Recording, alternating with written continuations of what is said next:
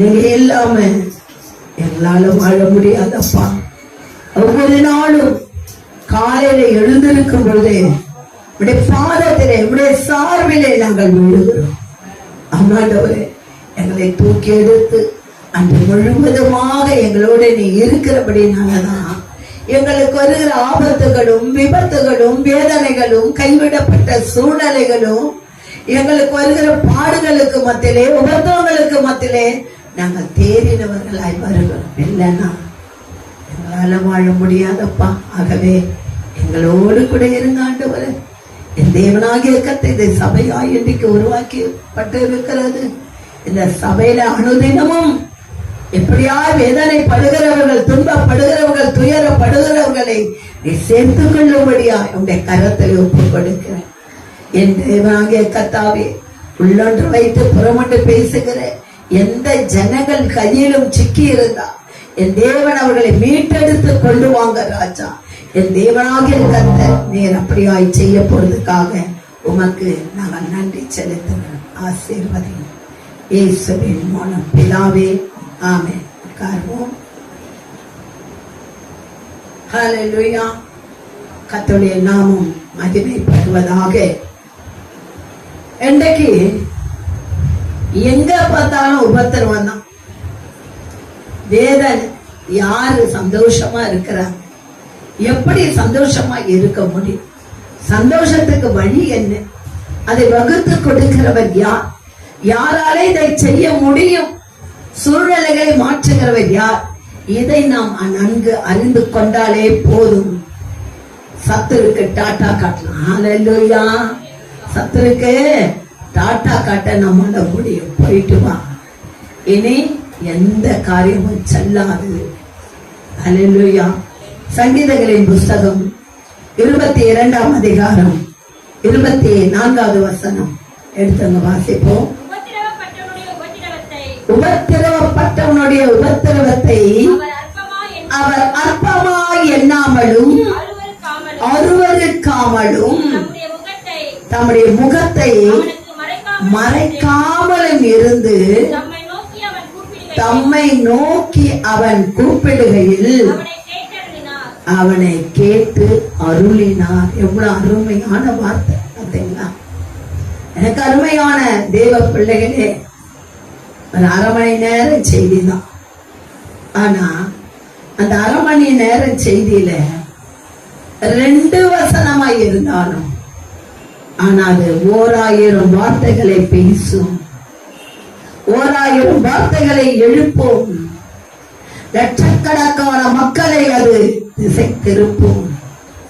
ஆகவே உன் கண்ணீரை கொடுத்து கவலைப்படாதே என் அன்பு மகனே, என் அன்பு மகளே. இந்த உபத்திரப்படுகிற இந்த காலத்திலே எதை நினைத்துக் கொண்டிருக்கிறார்? யாராவது நமக்கு உதவி செய்வார்கள். எத்தனை நாள் செய்ய முடியும்? 1 நாள், 2 நாள், 3 நாள். அதுக்கு பிறகு மறுபடியும் பழைய நிலைக்கு தான் நாம் வர முடியும். எனக்கு அருமையானவர்களே, தேவ கரம் உங்களோடு கூட இருக்கும்போது அவர் உங்களை தூக்கி எடுப்பார். உங்க பிரச்சனைகளிலிருந்து விடுதலை கிடைக்கும். ஆகவேதான் அவர் சொல்லுகிற உபத்திரவப்பட்டவனுடைய உபத்திரவத்தை அவர் அற்பமாய் எண்ண மாட்டார். அவர் அலட்சியப்படுத்த மாட்டார். அவர் திரும்பி பார்க்காம போக மாட்டார், நின்று பார்ப்பார். ஹல்லேலூயா. எனக்கு மனுஷர்களுக்குள்ளே எத்தனை பேர் கண்ணீர் விழுகிறவர்களும் கவலைப்படுகிறவர்களுக்கு மத்தியிலே நாம் எத்தனை பேர் இந்த நாளிலே கண்டும் காணாமல் போகிறோம், விசாரிக்கிறோமா? முதலாவது, நேற்றைய நண்பன் என்னோட இருந்தானே, இன்னைக்கு அவன் வரவில்லையே, அவனுக்கு என்ன நடந்தது? யாராவது விசாரிக்க இல்லை. ஆனா கர்த்தரோ விசாரிக்கிற தேவனாய் இருக்கிறார். அதுதான் அவருடைய சுவாபம். ஆகவே எனக்கு அருமையான தேவ பிள்ளைகளே, அவர் அற்பமாய் எண்ணாமல் அருவருக்காமலும் தம்முடைய முகத்தையும் மறைக்காமல் இருந்து, தம்முடைய முகத்தை ஒரு நாள் அவர் மறைக்க மாட்டார். நீ விண்ணப்பம் பண்ணும் பொழுது, உன்னை நோக்கி பார்க்கிற தேவன் தான் கர்த்தராகிய இயேசு கிறிஸ்து. அவருடைய அன்பை போல வருமா?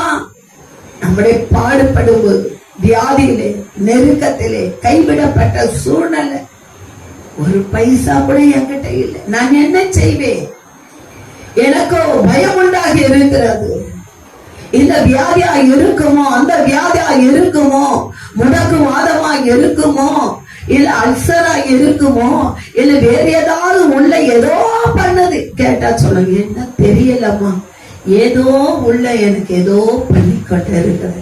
சத்துருவின் போராட்டங்கள் உன்னை நடக்க முடியாம, நீ வேதனைப்படும்படியா, நீ வேலை செய்யக்கூடாதபடி, நீ முன்னேற்றத்திலே வராதபடி, எந்த ஒரு காரியத்தை நீ சுதந்திரிக்காதபடி சத்துருவானவன் கையாளுகிற நம்முடைய அவயங்கள், உள் உறுப்புகள் அவனுக்கும் தெரியும் தானே நமக்கு எந்தெந்த உறுப்பு இருக்குது.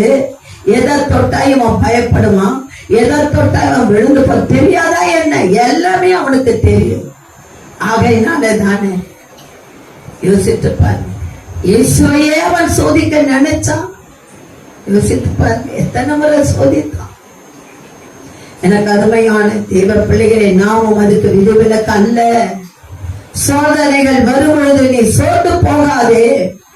அவரோடு சொல்லுகிறார், உன் விண்ணப்பத்துக்கு நான் பதில் கொடுப்பேன், என் முகத்தை உனக்கு காண்பிப்பேன் என்று சொல்லுகிறார். ஆகவே தம்மை நோக்கி அவர் கூப்பிடுகையில் அவர் கேட்டு அருளுவார். அவரை நோக்கி கூப்பிட்டு இருக்கிறோமா? துன்பம் வரும்போது கூப்பிட்டுருக்கோமா? இல்லையே. கர்த்தரோ அவருடைய சமூகத்திலே நாம் காத்திருக்கும் போது நிச்சயமாகவே பதில் கொடுக்கிற தேவனாய் இருக்கிறார். அவரை நோக்கி கூப்பிடுவதற்கு நாம் தயங்குகிறோம், கூப்பிட மாட்டேன். ஆனா உபத்திரம் அப்படி கூப்பிடும்போது கர்த்தர் இறங்கி வந்து உதவி செய்து ஜெபத்தை கேட்கிறவராக இருக்கிறார். அப்படி அவரை நோக்கி கூப்பிடும் பொழுது அவர் ஒவ்வொரு காரியத்தையும் நன்மைக்கு எதுவாய் செய்கிறார். சங்கீதங்களின் புஸ்தகம் 22ஆம் அதிகாரம் 21வது வசனத்தை, என்னை சிங்கத்தின் வாயிலிருந்து ரட்சியும், நான் காண்டா மிருகத்தின் கொம்புகளில் இருக்கும் பொழுது எனக்கு செவி கொடுத்து அருளினேன். இந்த வார்த்தை பயங்கரமான,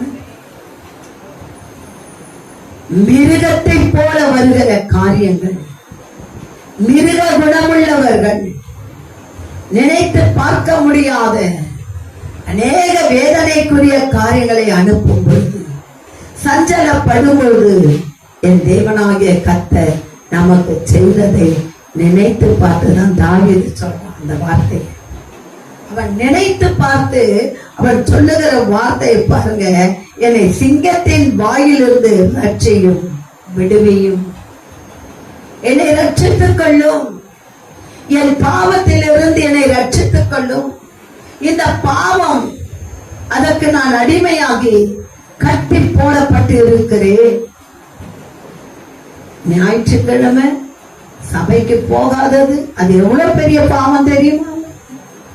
சாவான பாவம் என்று நாங்கள் படித்திருக்கிறோம் அக்காலத்திலே. இன்றைக்கு அதை பற்றி நன்கு தெரிந்து கொண்டிருக்கிறோம். அந்த ஓய்வு நாளை நாம் அனுசரிக்காமல் இருக்கக்கூடாது. அல்லேலூயா. இது குழந்தை பருவத்திலே இருந்து நாங்க ஆர்சி ஃபேமிலியா இருந்தாலும் இந்த ஞாயிற்றுக்கிழமை ஆராதனை என்பது மிகவும் முக்கியத்துவமான ஒரு காரியம். காலையில இருந்து எல்லாம் பரபரப்பா இருக்கும். 15 பேர் எங்க வீட்டுல. யோசித்து பாருங்க, 11 பிள்ளைகள் பரபரப்பா இருப்பாங்க. நான் காலையில இருந்து முதல் பெல் அடிக்கும் போதே நான் நடக்க ஆரம்பிப்பேன். சிறு வயதிலே 7-8 வயதிலே நான் இப்படியா தேவனை தேடின நாட்கள் உண்டு. அதெல்லாம் நான் கூட்டி கழிச்சு பார்த்து, நீதாமா சரியான ஆளு, நீ என்கிட்ட வந்துடுன்னு சொல்லி உயர்வான ஒரு ஸ்தானத்துல இருந்தாலும் நான் நினைச்சேன் தள்ளிவிடப்பட்டேன், நான் கைவிடப்பட்டேன் நான் நினைச்சேன். ஆனா நான் தள்ளிவிடப்படல. என்னை உயரத்திலே கொண்டு போய் வைக்க கர்த்தர் கிருபை தந்தார். இந்த ஊழியம் என்கிற இந்த ஸ்தானம் இருக்கிறதே எல்லாவற்றிலும் மேலான ஒரு ஸ்தானம். அப்படி இருக்கும்போது நான் அன்றைக்கு நினைத்தது தவறு. ஐயோ, நான் வாழ்ந்த வாழ்க்கை முடிஞ்சு போச்சு, என் நிலைமை பாழா போச்சு, இனி என்னால வாழ முடியாது நான் நினைத்த நாட்கள் பேர். ஆனா இன்றைக்கு அப்படி ஒரு உபத்திரவம் எனக்கு இல்லாதிருந்திருந்தால் நான் எங்க நிக்க மாட்டேன், நான் உலகத்தோடு ஒன்றித்து இருந்திருப்பேன். யோசிச்சு பாருங்க, இந்த உபத்திரவம் நல்லது. ஆகவேதான் எனக்கு அருமையான தேவ பிள்ளைகளே, நான் கர்த்தரோடு இணைந்திருக்க இந்த உபத்திரம் தான் எனக்கு உதவி செய்தது. யோசித்து பாருங்க, என்ன உபத்திரமும் உதவி செய்தது. ஆமா, நான் உபத்திரப்படும் பொழுது அவருடைய சார்பில போய் விழுந்துட்டேன். கர்த்தரை நோக்கி நான் கூப்பிட்டேன். அவர் என்னிடமாய் சாய்ந்து என் கூக்குரலை கேட்டார். யார் கேட்பாங்க? அவர் கேட்டு உடனே இறங்கி வந்தார்.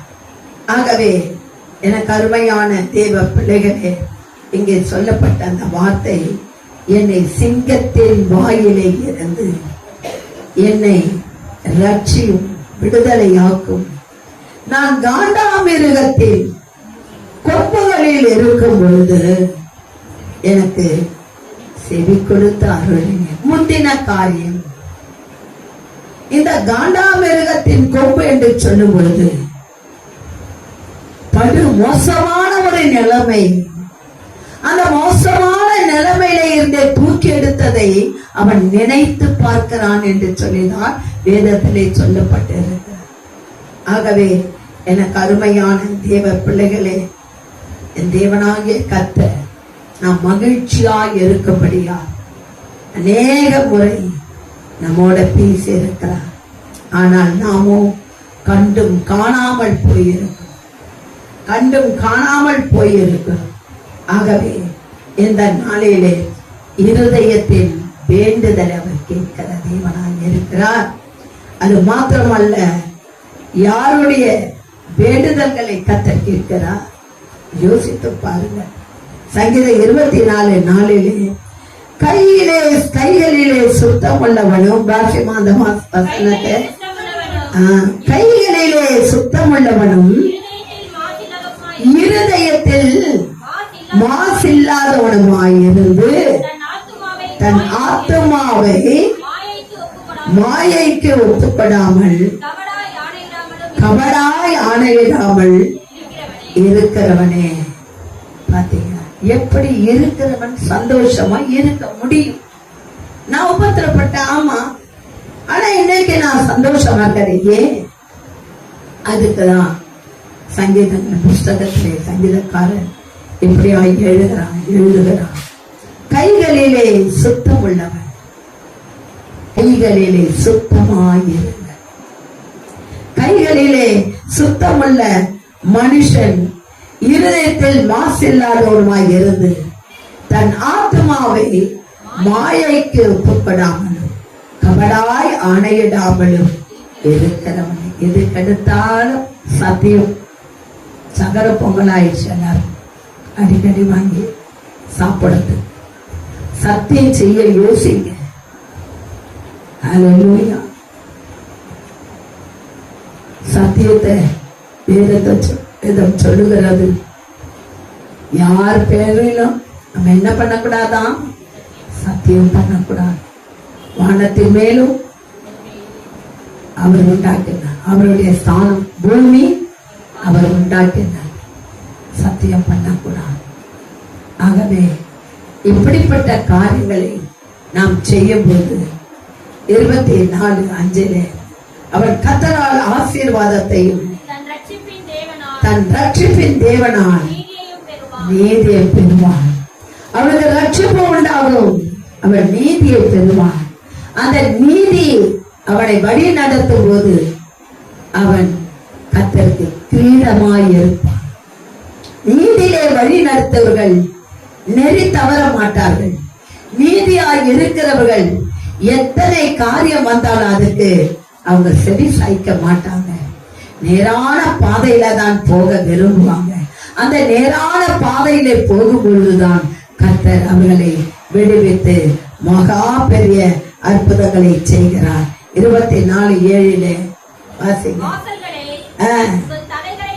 தலைகளை உயர்த்துங்கள், அநாதி கதவுகளே உயருங்கள், மகிமையின் ராஜா உள் பிரவேசிக்கிறார். உங்கள் உள்ளத்துக்குள்ளே அவர் வருகிறார் என்று சொன்னார். எனக்கு அருமையான தெய்வ பிள்ளைகளே, ஒரு இதய வாசல் திறக்கப்பட்டிருக்க வேண்டும். அந்த இதயத்தின் வாசல் பாவத்தால் பூட்டப்பட்டு இருக்கக்கூடாது, அது திறந்திருக்க வேண்டும். அவ்வளவு அழகா சங்கீதங்கள் புத்தகம் இவ்வளவு அழகா இதை தெளிவா எழுதப்பட்டிருக்கிற. யோசித்து பாருங்க, அந்த மகிமையின் ராஜா நமக்குள்ளே இந்த வாசல் வழியாய் அவர் பிரவேசிக்கும் போது நீங்க நினைக்கல எந்த வாசல், எந்த வாசல்னா பின்னாடி வாசலை திறந்துக்குது அங்க வரட்டும் நினைக்கும் இல்லையா? ஆனால் தேவனாகிய கர்த்தர் இந்த வார்த்தையை பார்க்கும்போது, வாசல்களே தலையை உயர்த்துங்கள், உன் உள்ளமே உன் இருதயமே உன் தேவனுக்கு முன்பாய் நேராய் நிமிர்ந்து நில். உன் இருதயத்திலே கபடு வேண்டாம், உன் இருதயத்திலே வேறு ஒரு சிந்தை வேண்டாம். அந்த வேறு ஒரு சிந்தை உன்னை வேறு வழி கொண்டு போய்விடும். கர்த்தருக்கு நேராய் உன்னை உயர்த்து, உன் தலையை உயர்த்து, உன் இதயத்தின் வாசல்களை திறந்து வை. இதோ மகிமையின் ராஜா அவர் உட்பிரவேசிக்க போகிறார். இந்த கால வேளையிலே, இந்த ஞாயிற்றுக்கிழமை ஆராதனையிலே இதோ ஒவ்வொருவரோடும் கர்த்தர் உங்கள் உள்ளத்திலே கடந்து வருகிறார். எனக்கு அருமையான தேவ பிள்ளைகளே, இந்த வாசலை திறக்கணுமே. ஆனா இந்த வாசல் அடைக்கப்பட்ட கூட பரவாயில்லை. உன் இதயத்தின் வாசலை கர்த்தருக்கு திறந்து வை. மகிமையின் ராஜா அவர் உட்பிரவேசிக்கும் போது நீ அற்புதங்களை காண்பாய், நீ அதிசயங்களை காண்பாய். கடைசியாக யார் இந்த மகிமையின் ராஜா? 24:10 முடிச்சிருவோம். யார் இந்த மகிமையின் ராஜா? சேனைகளின் கர்த்தர், சேனைகளின் கர்த்தர் அவரே மகிமையின் ராஜா. அல்லேலூயா. ஆகவே கடைசியாக சங்கீதம் 49:9 எடுத்து வாசிங்கம்மா. ஆத்துமா மிகவும் அருமையாய் இருக்கிறது, அது ஒருபோதும் முடியாது. 12 வாசிங்க. ஆகிலும் கனம் பொருந்தியவராய் இருக்கிற மனுஷன் நிலைத்திருக்கிறதில்லை. ஆகையால் 16 ஒருவன் ஐஸ்வர்யவனாகி பெருகும் போதும் பயப்படாதே. 18 அவன் உயிரோடு இருக்கையில் அவன் ஆத்துமாவை வாழ்த்தினாலும் நீ உனக்கு நன்மையை நாடினாய் என்று மனுஷன் அவன் புகழ்ந்தாலும் அவன் என்றைக்கும் வாசிமா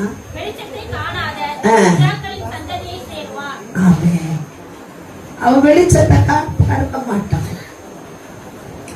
ஆனா நீயோ கர்த்தருடைய வெளிச்சத்திலே நடத்துவார். இப்பவும் சொல்லுகிற யார் அந்த வெளிச்சம்? அந்த மகிமையின் ராஜா தான். அந்த மகிமையின் ராஜா உனக்குள்ளே வரும்பொழுது அது சுடர்விட்டு பிரகாசிக்கும். உன் முகத்திலே பார்க்கலாம் எப்படி இருக்கிறாய் என்று சொல்லி. நேற்று வரைக்கும் சோர்ந்து போய் இருந்தேன், ஆனா இன்றைக்கு கர்த்தர் என்னை ஆசீர்வதித்து இருக்கிறார். ஆகவே எனக்கு அருமையான தேவ பிள்ளைகளே, தேவனாகிய கர்த்தர் சொல்கிறார், உபத்திரவப்பட்டவனுடைய உபத்திரவத்தை அவர் அற்பமாய் எண்ணாமலும் அருவருக்காமலும் தன்னுடைய முகத்தை மறைக்காமலும் இருந்து இரவும் பகலும் வேதத்திலே தியானமாய் இருக்கிற மனுஷன் பாக்கியவான். அவன் நேர்கால்களின் ஓரமாய் நடப்பட்டு தன் காலத்தில் கனி தந்து இலை உதிராத மரத்தை போல இருப்பான். அவன் செய்வது எல்லாம் வாய்க்கும், எல்லாம் வாய்க்கும். ஏன் சொல்லு? அவன் நன்மையானதை நினைப்பான், அவன் நன்மையானதை செய்வான், அவன் நன்மையான காரியங்களையே அவன் நாடுவான். ஆகவேதான் கர்த்தர் கான்பிடென்ட் அவனை பார்த்து சொன்னார், அவன் செய்வது எல்லாம் வாய்க்கும். அவன் செய்கிற எல்லா காரியமும் கர்த்தரோட இணைந்துதான் இருக்கும். ஆகவே அன்னைக்கு நான் உபத்திரப்படலைன்னா இன்னைக்கு இங்க நான் நின்றிருக்க முடியும். ஆகவே நான் உபத்திரப்பட்டது நல்லது. அந்த உபத்திரவத்தினாலதான் இங்கே வந்து நான் உட்கார்ந்து இருக்கிறேன். அப்படியானால் கர்த்தர் கைவிடுவாரா? நிச்சயமா கைவிட மாட்டார். ஆகவே எழுந்து நிமிர்ந்து நெல். உன் தேவனாகிய கர்த்தர் உன் இருதயத்தின் வாசலின் வழியாய் அவர் உட்பிரவேசிக்க போகிறார். அவர் உள்ளே பிரவேசிக்கும் போது நீங்கள் ஆனந்த களிப்புடன் பாடி சீயோனுக்குள் திரும்பினீர்கள். ஆகவே இந்த நாளை தேவன் ஆசீர்வாதத்தின் நாளாய் மாற்றுவாராக. ஆமென்.